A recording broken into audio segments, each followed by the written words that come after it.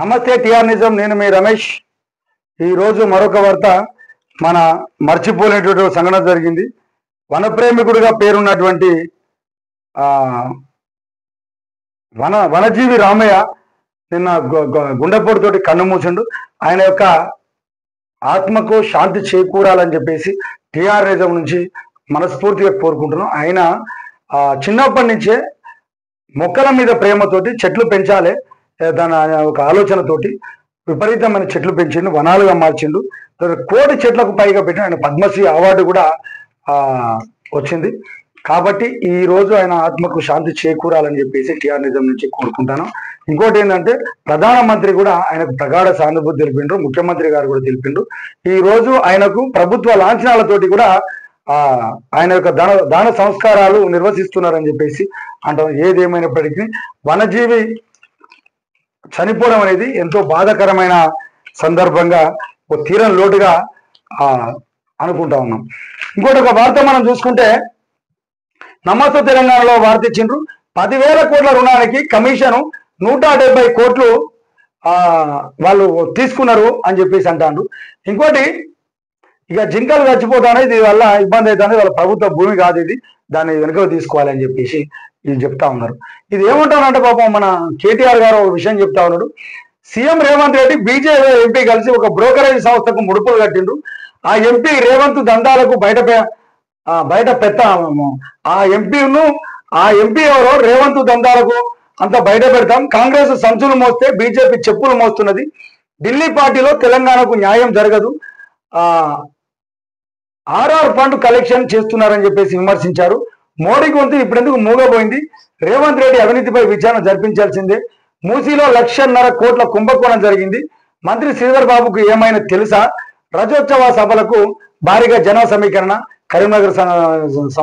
కరీంనగర్ లో BRS working president KTR నేను దానికి సంబంధించినటువంటి విషయం ఏంటంటే, మన ఎల్కతుర్తికి సంబంధించినటువంటి దాంట్లో బీఆర్ఎస్ పార్టీకి సంబంధించినటువంటి రజోత్సవ సభ ఏర్పాటు చేస్తున్నారు. అందులో భాగంగా ఈ మాటలు మాట్లాడుతూ ఉన్నాడు. ఇంకొక ఆలోచన చేయాలి. ఈ 10,000 కోట్లలో రుణానికి 170 కోట్లు ముడుపులు ముట్టినాయని చెప్పేసి ప్రతీక ముఖంగానే రేవంత్ రెడ్డి గారు మాట్లాడుతూ ఉన్నారు. నిజంగా మీరు ఇది చేయకపోతే ఆయన మీద చర్యలను తీసుకోవాలి, లేకపోతే మీరు చేస్తే చేసుకోకపోతే చర్యలను తీసుకోవాలి, చేస్తే మాత్రం మీరు నిరూపణ చేసుకోవాల్సిన సందర్భం ఉంటుంది. ఎందుకు సార్ అంటే, ఈ రోజు ఎవరైనా ప్రభుత్వం మంచిగా లేదంటే వాళ్ళ మీద కేసులు పెడతా ఉన్నారు. కానీ ఇంత పెద్ద బాగుపాఠంగా 170 కోట్లు మీరు తీసుకున్నారని చెప్పేసి అంటా ఉంటే మరి ప్రభుత్వం ఎక్కడైపోతా ఉన్నది, ఏం కథ ఆలోచించిన సందర్భాలు ఉండాలి. దానికి సంబంధించినటువంటి వార్తను ఒకసారి చూసుకుంటే, అసలు శ్రీధర్ బాబుకి ఏం తెలుసు అనే సందర్భంలో శ్రీధర్ బాబు గారు మాట్లాడుతూ ఒక విషయాన్ని కూడా లేవనెత్తాడు. అదేంటంటే, ఐసిఐసి నుంచి రుణం తీసుకోలేదు, బాండ్ల రూపంలోనే నిధులు సేకరించాం. పర్యావరణంపై బారాసతి ద్వంద్వ వైఖరి. సచివాలయం నిర్మించినప్పుడు 207 ప్రధాన చెట్లను నరికివేశారు అని చెప్పేసి అంటారు. ఇప్పుడు ఏమైతుంది అంటే, మీరు చేసిర్రు మేము చేసినాం, మీరు చేసిర్రు మేము చేసినాం అంటారు తప్ప ఇది తప్పు కాదు, ఇది ఒప్పు అని మాత్రం నిరూపించలేకపోతా ఉన్నారు. మీరు చేయలేదానే మమ్మల్ని అంటారు, మీరు చేయలేదని చెప్పేశారు. ఇక్కడ దొంగలెవలు, బాధ్యులెవలు, ఎవరు అడగాలి, ఏం చేయాలనో ప్రజలు అయోమయంలో గురవుతారు. ఇక చూసుకుంటే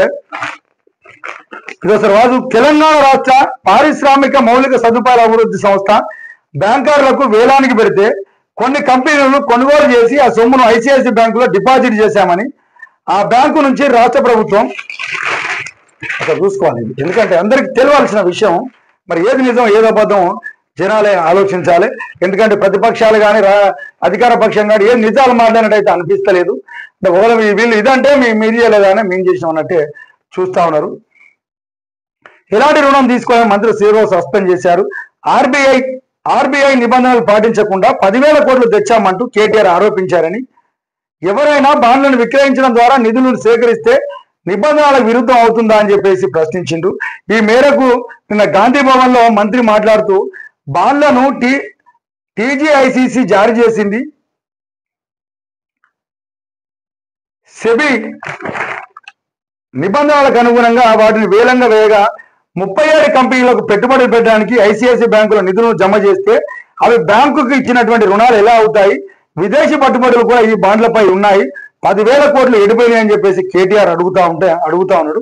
అయితే మేము ఈ 10,000 కోట్లలో 10,000 కోట్లు ఎడిపోయినాయి అని చెప్పేసి కేసీఆర్ అడుగుతాను. 10,000 కోట్లు మీ అమ్మ జీవితం 10,000 కోట్లు 10,000 కోట్లు ఎడిపోయినాయి అని చెప్పేసి కేసీఆర్ అడుగుతా ఉన్నాడు.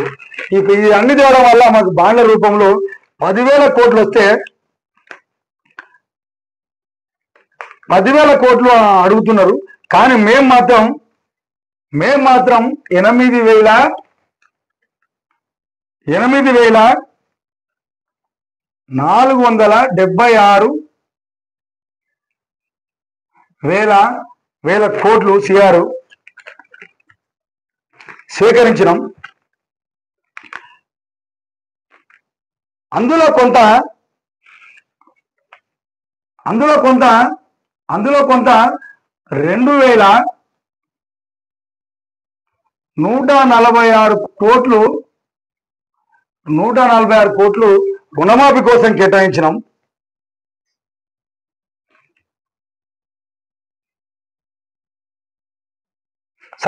రైతు భరోసా కేటాయించినాం.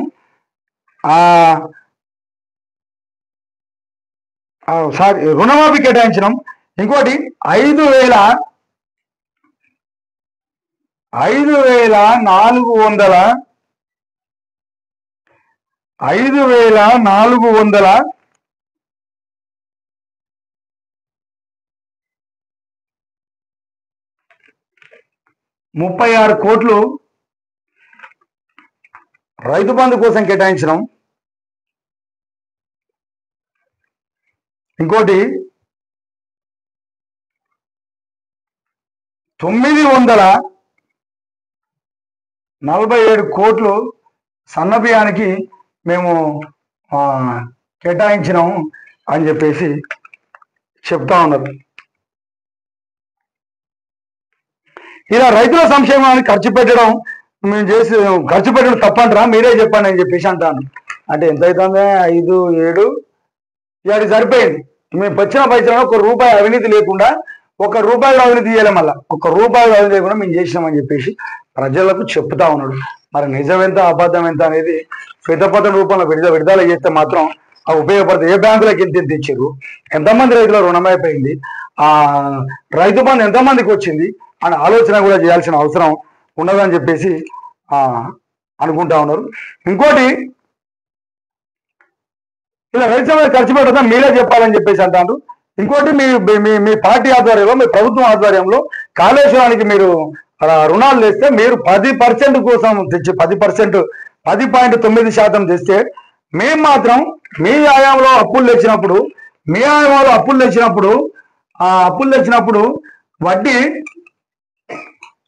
మీరు 10.9% మీరు తెచ్చిండ్రు. మేము మాత్రం 9.35% మేము తెస్తాను. అంటే మీరే ఎక్కువ అవినీతి చేశారు. కానీ మేము మాత్రం అవినీతి చేయలేని చెప్పేసి మాత్రం మీరే తప్పులు చేశారు, మేమైతే చేయలేదు అని చెప్పేసి చెప్తా ఉన్నాం. మరి ఎవరి కోసం పెట్టిర్రు, ఎందుకోసం పెట్టిరు అనేది ఆలోచన చేయాలి. ఇప్పుడు ప్రజాధనం మంచిగున్న రాష్ట్రాన్ని మీకు మరి భూములు అమ్మి పెట్టాను, ఇవన్నీ పెట్టాను. ప్రభుత్వం ఆలోచించుకోవాల్సిన అవసరం ఉంటుంది. ఈ ప్రతిపక్షాలు కూడా మీరు అధికారంలో ఉన్నప్పుడు చేసిన తప్పులను లేవనెత్తాల్సిన అవసరం ఉంటుంది. ఇప్పుడు ఎవరి కోసం చేసిరు ఇదంతా అని ఆలోచన చేస్తే ఎవరికైతే ఉపయోగం లేదు. మీరైతే పెట్టినామని చెప్పేసి అంటారు తప్ప రాష్ట్రాన్ని అప్పుల కుప్పగా మార్చారు. మీరు అప్పులు తెచ్చారు, వాళ్ళ అప్పులు తెచ్చారు. మరి ఎవరికి ఏం లాభం జరిగిందని చెప్పేసి ప్రజలైతే అనుకుంటారు.